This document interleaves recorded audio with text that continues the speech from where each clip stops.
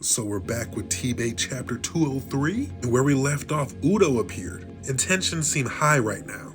Udo walking around a little too cocky for me, talking about, imagine how excited I am to see you. Arthur playing it cool, being his sarcastic self. He was like, I was really expecting another retainer here. And then Udo thinks he can intimidate my boy Arthur, getting all up in his face like that. See, where I'm from, we smacking that shit all over the place. Sylvie's talking to Arthur, was like, yo, we gotta be careful here. There's a lot of people around and we don't want to risk injuring them. And Arthur's like, yeah, you right. We're gonna have to take this outside. And Udo's like, fight? Fight me? And Udo's saying the word lesser like it's a slur or something. Saying like, why would you think a lesser like you is worth my time? Boy, not even a full-on Ashura. Talking about lesser, he really thinks high of himself. And Arthur snaps back, was like, because you came here yourself. Why else would I think there's a fight about to happen? And Arthur straight up says, if you wanted me dead, Olfred and some other soldiers could have captured or finished the job probably. You want to fight me, don't you?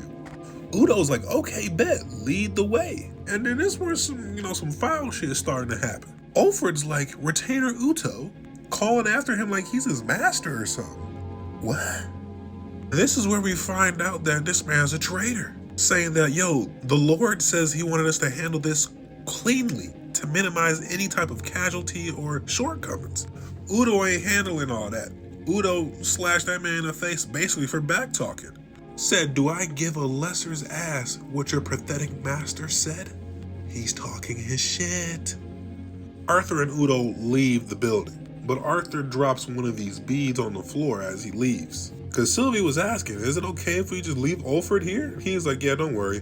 Aya will handle it. Olfred notices that Arthur dropped one of Aya's beads. He instantly activates some of his magic and starts to sink into the ground. And then we find out there's like this whole cavern and like fortress underneath the ground. And it's filled with all of the Lacrian soldiers. Seeing how Olfred was really in this deep with the enemy is crazy. Whatever this man got coming to him, he deserves it. But then he starts to notice something. The Alacrian soldiers are starting to go into hysteria, taking their weapons out and attacking each other. Being a lance, Olfred knows who this is. It's Aya using her special ability. Olfred uses his earthbending sensing to see if she's around or not.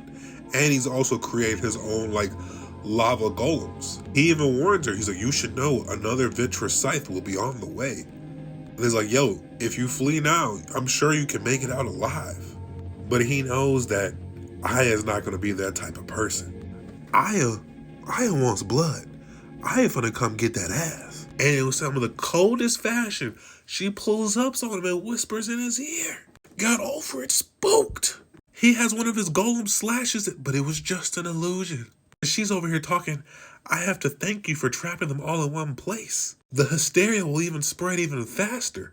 Olfred knows these are just illusions, so he uses his lava magic, to try and get rid of them. He was like, fight me like a man, fight me up close, fight me one-on-one right now. And she just starts saying, shame, shame, shame, shame. Like that one Game of Thrones episode. And Aya's like, why would I give up one of the few advantages I have in this fight? I'm not stupid.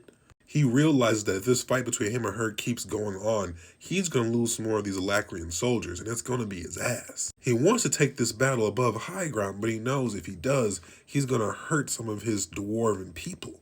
So he's a little conflicted. Then Aya starts talking her shit. The impregnable mental fortress of Olfred. Is it slowly crumbling? I ain't gonna lie, her talking this shit low-key kind of got me hyped.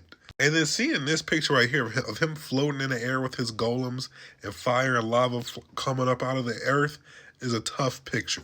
Then we get this shot right here. This low-key one of my favorite shots of the chapter. We get the close-up of Olfred's eyes and seeing what he actually sees in the illusions. This is tough. And we can clearly see Olfred is falling for it all, shooting at things that aren't even there. But we find out he low-key did connect with his shot. But Aya don't really look too fazed by it. She starts talking, I saw that lovely statue you made, talking about the dude who was selling the slaves. She quickly sees that one of his golems is trying to attack her from behind. She gets it out of there. Then they having a little standoff right now. Olfred's talking about you don't know what it means like to live like a dwarf in this continent, always looked down upon and everything else. Telling her a sob story of basically why he betrayed everyone. Aya not really trying to hear that shit. And Aya's like, you really think they gonna treat you right? They don't think of you of anything. Did you not see that from before?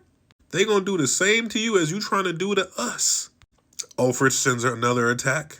And then he hits this shit right here. This is tough. This might be the second best panel of this chapter. I mess with this. But Aya makes quick work of all the golems and everything else that he was sending him. After reading the novel, I'm low-key forgetting like how tough Aya really was for real. And she acknowledges like, yo, like we're kind of in a stalemate here. If this battle were to continue on for another hour, you low-key might start to get the best of me. Then Olfred, gets his lance, funny enough, and, starts charging at her. And she starts charging at him too, attacking him. She pulls out this wind magic spear, basically, and, gets to work. And then this right here, though. Olfred hits her with the whammy bam bam and just plunges his fist right through her stomach. Talking about if it's any consolation, I never wish for it to be this way. And then we get this shot where the chapter ends. All in all, I like this chapter. We really starting to get into the nitty gritty of what makes TBATE one of the greatest stories ever told. And my novel readers know this ain't the end of this fight. And I can't wait till we get, the POV change to Arthur versus Udo. Because that shit's gonna be pure cinema. Let me know what you guys liked about the chapter. Like, comment, subscribe. I'll catch you guys next time.